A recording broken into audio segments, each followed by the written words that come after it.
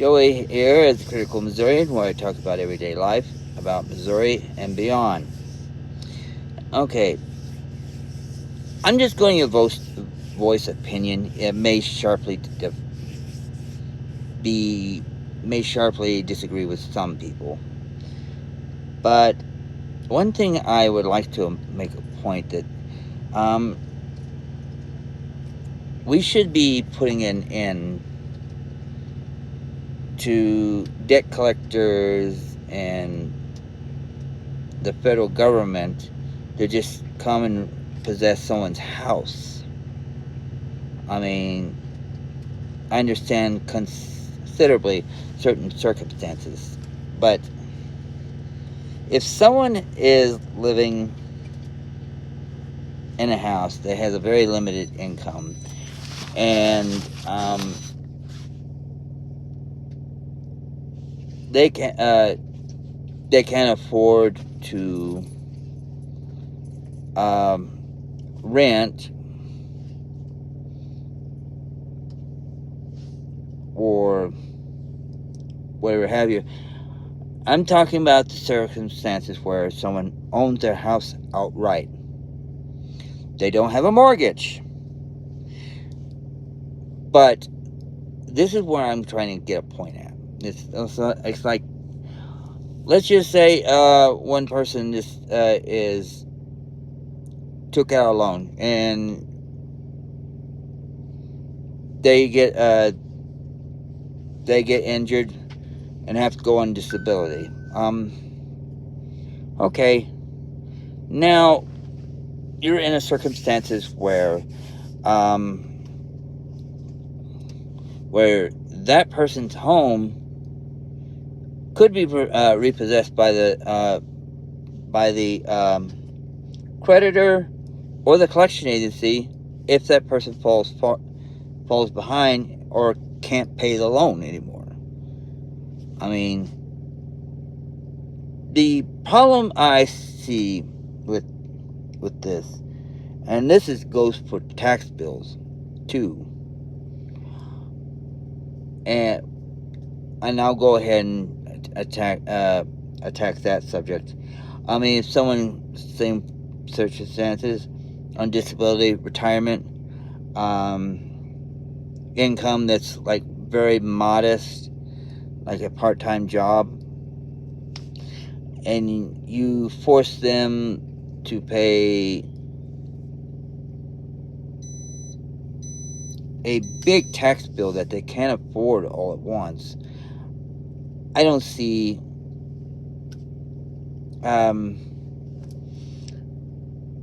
the reason why the government could be a little considerate of the person's limited income and adjust taxes to fit accordingly, instead of come in and just take possession of the house.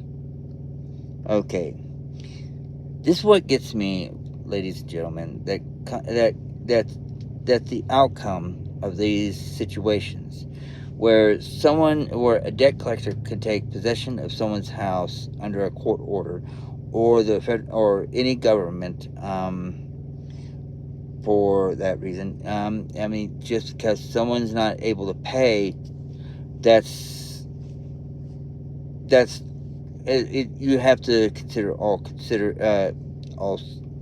situations. I mean, there are.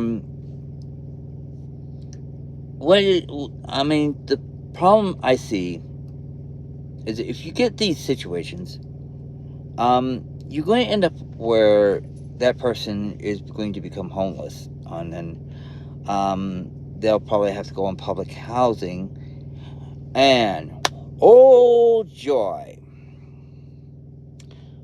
Now your tax dollars have to probably pay for their subsidized housing. If they go on Section 8 or public housing where income variant, I'm for sure there's a subsidy somewhere that comes out of your tax dollars. So your hard-earned money now have to pay for the subsidy of a person's rent now that now they don't have a place to live. This is where the problem lies. You as a taxpayer needs to figure out this. Which is more beneficial? Have everybody, the government, do what I said before. Work with the person and try to find a common ground. Start taxing according to what they're able to pay, not what they're valued for. If someone has a debt, that should be off limits right there, unless someone sells their home to pocket the money. Now that's a different story. Exception is if someone decides to sell the home to move to a different location. It's a totally different subject, but still, point I'm trying to drive at is now, these two circumstances need to be considered and eliminated out of the equation, because if you have someone that's making just enough to cover utilities and groceries, maybe with food stamps if they're in that dire strait, and maybe a little bit of gas to get back and forth to a doctor, or maybe to a grocery store, something like that. If they can afford that, but nothing else, or not much else, and they're going to put a very big hurt on their finances if they're forced to have to pay rent on top of that. If they already own the home, it's better kudos for the taxpayers, because you don't have to all the maintenance and everything is on them. It's the home. Anything with a house is on them. I can understand every now and then probably need to apply for a subsidy to fix something that's above and beyond what they're able to, but I really think that they should be left in that house. And then that's my I'm just saying that's my take on the matter. Really, if I were everyone, everyone will be on the flip side. We'll sit there and say, well, what about the businesses that get hurt because of all this, that, and because they're having to take losses? Well, there are other avenues to take care of the matter. If someone has more than 2 vehicles,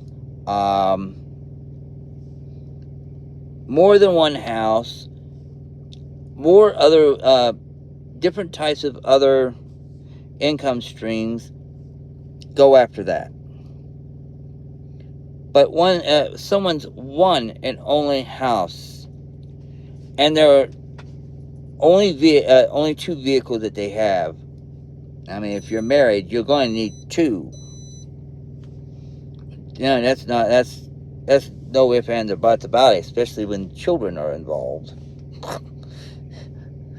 But still, but the point I'm trying to make is that there should be a hard limit on what people can take and what the other person can keep if there's a debt involved, and everybody else needs to find other the government or debt collectors and other things. They need to find another way to collect on their money owed, because attacking someone's house is just going to put them in circumstances where they may end up have to be on public housing. And now you got someone, the debt collector will win on the short term. That now, look at this, See, the person gets put on public housing, they may be there for life, and now we, the taxpayers, now have to subsidize them. Whereas I think it should be flip side. The debt collector should lose so that the taxpayers can win. The less people on public housing and into their own houses, in their own house, it doesn't have to, as long as it's not like some extravagant McMansion or something like that, or whatever, living the lifestyle of the rich and famous. That would be absurd. But if someone has a modest house, that's a different story. That's where I say that we need to play a hands-off approach. But still, that's my point. I mean, big fancy mansions, someone can downsize to fit their reality and their expectations. I mean, so I've calculated just a single guy could live, or girl can live in a house with only a few hundred square feet. A family may need more. You're married, you have a family, yes, I can see you need more. Depends on the size and the number of children. I can see some, but to have a big 20-room mansion, be one single person, and be disabled, and then claim that you can't afford to pay the bills, I see that problem. That's when I would consider selling McMansion,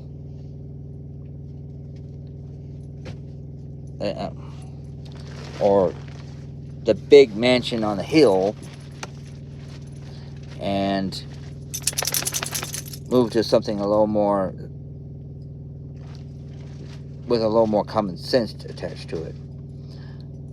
Especially if you're not going to be able to afford the upkeep on something so huge.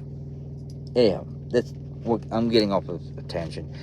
But still, this is how I view it.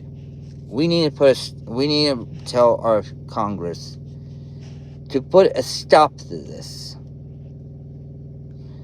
I mean, I don't see it's. I think it's unfortunate. Judgments against house should be a no. Collections against a house, no. Tax bill, no. I mean, I understand everybody needs to pay taxes, but like I said earlier, if the government will get the green out of their eyes and try to be realistic to what's expected and what's realistic, that would be better. I mean, and on the other side of the story, I could see that some expectation of the debt of the person that owed the money, or some common sense principles need to apply to them when dealing with the circumstances. But that's how I view it. Anyhow, this is the Critical Missourian signing out.